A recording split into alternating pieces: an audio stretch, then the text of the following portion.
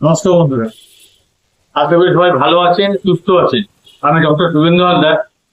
আজ আপনাদেরকে বলবো যে এই গরমকালে কি কি ফল খেলে আপনারা সুস্থ থাকবেন, ভালো থাকবেন। দেখুন, গরমকালে নর্মালি যে ফল পাওয়া যায় সিজনাল ফল, সেগুলো খেলে আপনারা খেতেই পারেন। কিন্তু আমি যখন অল ইন সবার কথা বলবো, যে ডায়াবেটিক এবং সাধারণ মানুষের কথা বলবো, তখন চিন্তা করে বলতে গেলে বলতে হবে যে তরমুজ, তাল শাক, শশা এবং আঙুর অল্প পরিমাণে সবাই খেতে পারবে।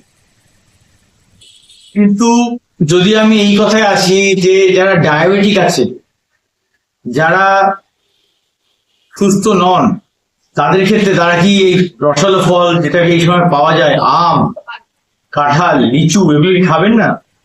নিশ্চয়ই খাবেন। তবে কিভাবে? একটু সিস্টেম একটু অন্যরকম ভাবে চেঞ্জ করে খাবেন।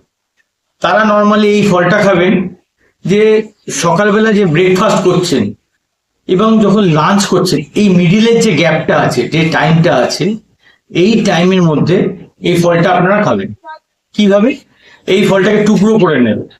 আম ধরুন বা লিচু ধরুন, অল্প পরিমাণ টুকরো করে নিয়ে সেটাকে কি করবেন, যে ধরুন দুটো আম, চারটে আমের টুকরো নিলেন বা দুটো আমের টুকরো নিলেন, তার সঙ্গে একটা কাঁঠালের কোয়া নিলেন, খেলে প্রবলেম নেই। দুটো কাঁঠালের কোয়া নিলেন, তার সঙ্গে একটু ছানা দিয়ে খেলেন। চারটে লিচু খেলেন, তার সঙ্গে একটু খই বা ছোলা খেলেন।